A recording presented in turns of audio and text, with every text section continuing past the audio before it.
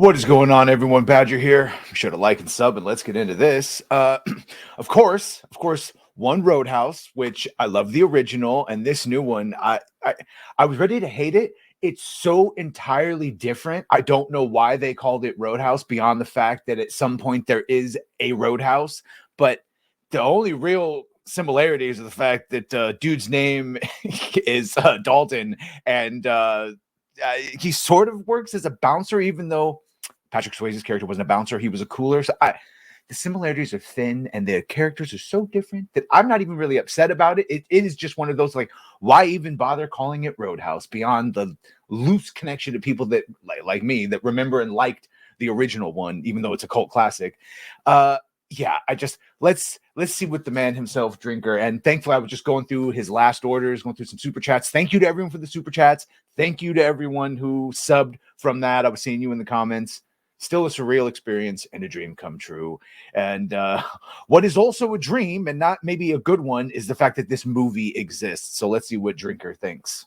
You know, in my drunken travels, I've encountered the very best and worst that modern entertainment can throw at me, from the highest peaks of artistic achievement to the very depths of human depravity. But it's not very often that I encounter a By the way, we're getting more Velma. That is coming out. I hope they filmed the seasons and then cut it in half. So it's that season 2 still coming. film that leaves me with the most vexing question of all. Why? Why? Why? Why? Why? Why in the name of Sydney Sweeney's cleavage did you choose to make this thing? What did you expect to achieve? What was your thinking behind it? Such is the case with Roadhouse. It's another one of the movies of like, so who was this for exactly? Because of the people that like the original, like Dalton as the way Patrick Swayze plays him, likes the philosophy behind it, the missing character of Wade Garrett, the Sam Elliott character, who is like one of the best parts, and then the nudity. Some of the fight techniques were better. That's about it. Everything else, it's losing. And yes, all the DEI, almost everyone that was white is now black and or mixed of some sort. The only white person that survived was, of course, Jake Gyllenhaal's Dalton. A totally weird remake of the 1989 cult classic, only with most of the charm, humor, personality, and 1980s badassery sucked right out of it. They, like all things, when they go to adapt something like this or reboot, whatever, they miss everything that was charming or that lured me in. Like, I still will watch Roadhouse. I watch it a couple times a month. Yep, that's right, the 80s version. A film that feels like it was made by people who don't understand even the basic building blocks of what a movie is, with a tediously long runtime, a meandering plot that gets from A to B via the rest of the alphabet, jokes that are about as funny as a cancer diagnosis, and supposedly serious moments that are unintentionally hilarious. And it's all brought home by performances that range from bored to apathetic to so wild that they practically redefine the very nature of acting as a profession. Anyway, saddle up, partner, and let's get this shit over with. I was Conor McGregor is the best part of the movie for just being in batshit insane. He really is. Nothing like the original version of the bad guy he's playing, who maybe was a little bit crazy, but was a very focused. This dude is he's a GTA character. The story picks up with former UFC fighter Elwood Dalton, who gets hired by strong, diverse female character to police her beachside bar in the Florida Keys. After a pointless close encounter with a train that never gets mentioned again and plays absolutely no part in his character development, Dalton... Oh, you mean where he... Oh, Drinker! So that scene right there, he parked on that train tracks to commit unaliving himself because he's boo-boo bee-boo sad. So already sad, pathetic legacy character. And at the last second, he drives off because he changes his mind. But that was an attempted unaliving of oneself. Super red flag in the beginning. By the way, Dalton's not a failed MMA fighter. Again, nothing like the character. So it's like, why did you even do this? And yes, what was once an older white man with silver hair is now a strong black woman who actually is not offensive at all. She's cute. She's funny. It's again, not even the same character beyond the similarities of like, well, they both own a business.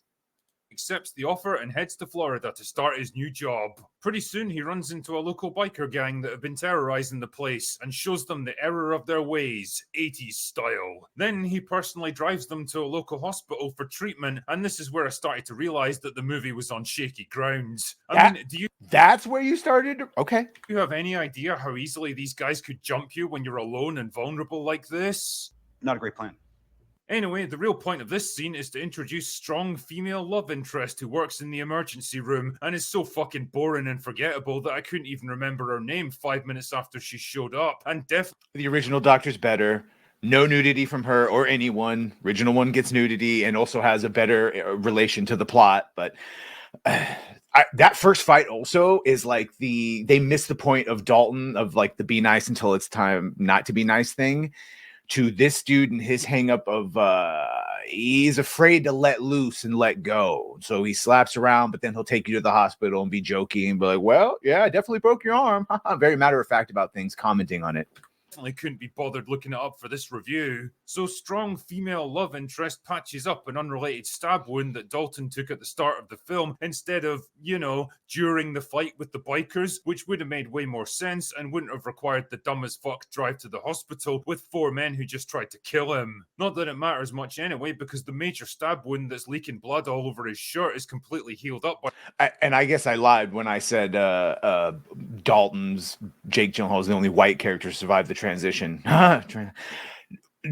Yes and no, because this character here is actually a new character. He's playing essentially the son of what would have been the Brad Wesley of the original. So who is in prison, and this guy's essentially here just as a media. He just wants to keep everything going and not have anything messed up. But he's really not even a bad guy per se beyond the drug running. But that's just business in America.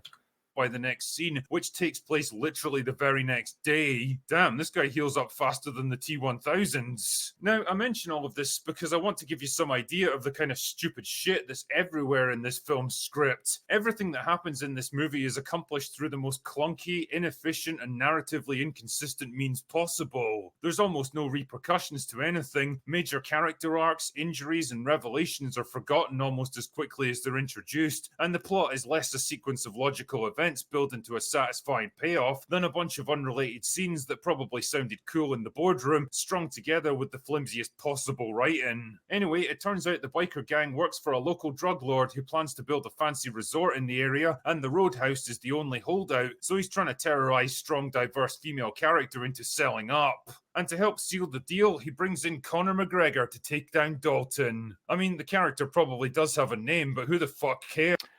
His name was not. I know. I apparently remember a lot more. That his name is Knox. I mean, it's also on his chest tattooed. But he's batshit insane. He's fun. He's the funnest part about the movie. Again, nothing like the original. Roadhouse in name only. Okay. This at this point, the review should be like, is this just a dumb streaming fight movie on Prime? Probably. If you're drinking, it's really fun. I'm assuming. I'm just saying, like, because it's fun sober. So. It's Conor California sober. McGregor. What else can he play except himself? So there's a bunch of fighting, and Dalton steals a case of drug money from a corrupt cop. Bucho. He does have a name, but who the fuck cares? It's Conor McGregor. What else can he play except himself? So there's a bunch of fighting, and he was like Conor McGregor times 10. Dalton steals a...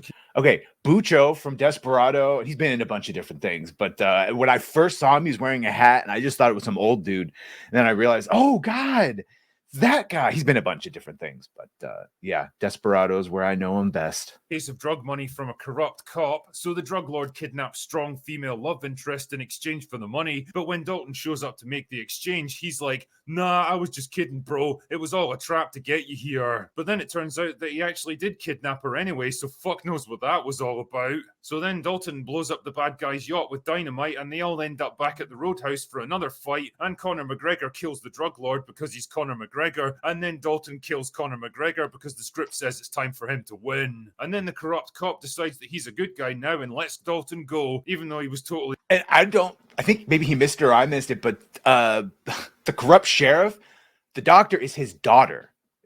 So that's a big, as opposed to the original where the doctor love interest is wanted by Brad Wesley, the big bad. Like he wants her for himself, and so he's jealous of Dalton forgetting her. Now they've sort of split the characters into 3 or 4 different ones, and now the through line of like attachment to the doctor is because it's the corrupt sheriff's daughter.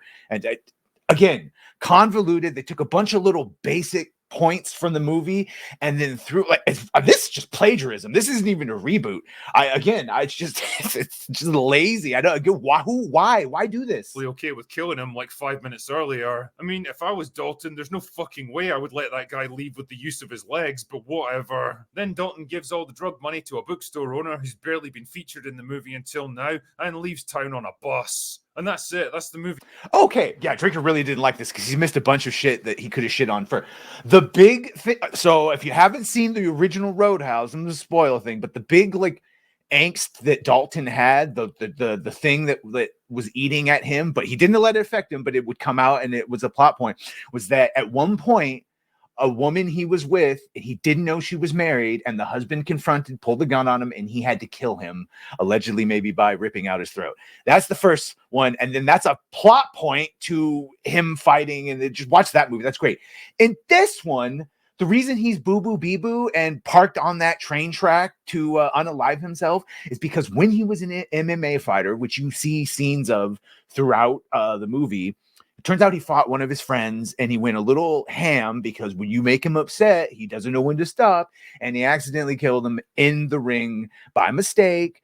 And that's his hang up. That's why he continuously gets beat up in this movie it's also because it's Conor McGregor, but the whole reason or cope of why he's continuously getting beat up or doesn't just beat everyone up is because he's afraid to let loose. And when he does let loose, he does marginally better than when he was holding back. Yeah, and then you saw he ends Conor McGregor, and it's another one of those why? Be over, I guess. Well, that's definitely shite. Fuck me, what a film that was. I mean, as much as I love cheesy 80s action flicks, even I can tell you that the Patrick Swayze original wasn't exactly peak cinema. No, but like it's one of those things where like the glow up aside, it's missing all of the nuance and fun and charm of the Dalton cooler who would go into an establishment and train the bartenders on how to make a successful business, as opposed to just some out of work MMA boo-boo bee-boo who came by because he can throw hands. It's completely different. There's no philosophy or spirituality that Patrick Swayze's Dalton had. It was dumb and over the top and silly, and I don't imagine people were exactly crying out for a remake, but damn man, it's like Citizen Kane compared to this version. For all its faults, the original actually took the time to show Dalton doing his job, explaining how bouncing works, forming his team and molding them into an effective... Just as a man, speaking as a man, just watch this scene of Dalton explaining his rules for the bar. It's a rules for life. Be nice until it's time not to be nice. Unit. It had decent pacing and a gradual escalation of threats. Decisions and actions had understandable consequences. Character motivations, simple as they were, actually made sense and stayed consistent. There were jokes and wisecracks, but the film knew when to take itself seriously enough to get you invested in it. And I guess what I'm trying to say here is that while it wasn't complex or sophisticated, it was a simple, honest, unpretentious kind of movie that felt like it was at least trying to... Not having the Wade Garrett character is also one of the biggest sins. That is a key, crucial character. Tell a decent story, even if it was riddled with tropes and cliches. And the cast invested it with enough charisma, energy, and bravado to provide some decent entertainment along the way. But the remake just feels like, well, nothing. Just a bland, bored movie with no real purpose or reason for existing. Just another piece of content that was made to fill a release schedule or satisfy some quota, rather than a project that anyone was particularly passionate about. The directing, staging, and choreography are all weak as fuck. Half the fight scenes feel like they're done with CGI and green screens. Because they are. There was a couple transitions, and I was like, ooh, rough CGI. And for the life of me, I cannot figure out why. Like, it's just a bunch of people fighting in a fucking bar, not Iron Man and Thanos duking it out on an alien planet. What exactly do you... Because you have Jake Gyllenhaal fighting with Conor McGregor, and to get the speed, ferocity, and quick movement, fucking without breaking your arm, boy. Yeah, there was a couple ones where like he grabs him and he reverses it and they flip off of a banister and like you could tell it was a CGI flip onto the floor because Conor McGregor would have body slammed Jake and just no. That's not going to happen. No insurance company's letting that happen. You need this shit for. You know, it's really hard to believe this movie came from the same guy who directed Mr. and Mrs. Smith, Edge of Tomorrow, and American Maids. The performances are underwhelming to say the least, either from a bunch of talentless nobodies who make Tommy Wiseau look like Marlon Brando, or veterans of much better movies phoning it in for an easy payday. Either way, I don't think this film is anyone's finest hour, and it doesn't help that the script gives them almost nothing to work with. None of the characters feel like distinct people with their own personalities. They're all just generic non-entities with all the energy and charisma of a Chris Stuckman. And very Marvel. I like Drinker still with this Chris Stuckman. I'm not going to review things, guys, because making movies is hard. Very like Marvel dialogue of let's everyone comment and be lighthearted on the serious things that are happening around us. It's just, I hate that trend. I know it all started with Whedon, who did it far better. And James Gunn can kind of do it, but like it doesn't have to be everything. Video. There's some vague attempts to work humor in at times, but it's all done in that painfully self-aware 2020 style that generates about as many laughs as a feminist comedian whose entire act is centered around how much she hates her ex-boyfriends. Although I do have to admit, I did chuckle a bit at Conor McGregor crashing his car into things instead of just using the brakes. What can I say? I'm a simple man. On that subject though, I don't exactly know what they expected by casting a cage fighter with zero acting. Yeah, this is the other thing is just he takes attention away. The bad guy is vital and is crucial, but it threw the power dynamic and balance off of even the scenes between them. It's just yeah. Experience as the villain, but how can I put this? He doesn't exactly deliver a nuanced performance. I mean, he can obviously handle himself in the fight scenes, but the way he swaggers around like some weird parody of what a hard man acts like, I honestly thought he was taking the piss, but everyone on the set was too terrified to correct him, so he decided to just roll with it. I mean, it could have been worse, to be fair. 10 years ago, they tried to get a remake off the ground with Ronda Rousey playing Dalton, so at least we were spared the indignity of watching her trying to act. All of this is to say, though, that Roadhouse is... And I took Conor McGregor's performance to that character Knox to be just complete, like I said, batshit insane, just complete the id, just does whatever, fucks, fight, or kills whatever he wants, and with little to no repercussions, gets paid and protected by these big corrupt people, you know, businessmen and police alike, sort of the same thing. And yeah, I just that's the character. I thought he gave them exactly what they wanted. I just think it was a mistake to put that in instead of the type of villain they had in the original movie. Just another example of why remaking decades-old movies in the present day is almost always doomed to failure, because the charm and nostalgia that made them so entertaining is impossible to replicate with modern filmmaking. Yeah. And without that, all you end up with is a boring, meandering, overproduced mess of a film that has no good reason to exist, and even less reason for you to waste 2 hours of your time watching it. Anyway, that's all I've got for today. Go away now. Yeah, I mean, if you have limited amount of time, I don't recommend you watch this. But if you like have nothing to do and nothing else to watch, you've already watched all of The Gentleman and all the other shows, yeah, throw it on. See how badly they tried to adapt. Or I question now whether they even try. I think they just took like the bare bones. And again, this is just more plagiarism than any sort of reboot or I don't know. If nothing else, maybe just go back and watch the original Roadhouse and see how good Patrick Swayze's Dalton is compared to whatever this was. But let me know, did you like this? I guess I like it, but not for any of the right reasons. And I don't like it as a Roadhouse movie at all, but just as a generic prime movie of a Jake Gyllenhaal who plays a former MMA fighter who has some trauma in his past and goes into a small town to work at a bar and then gets involved in a larger conspiracy.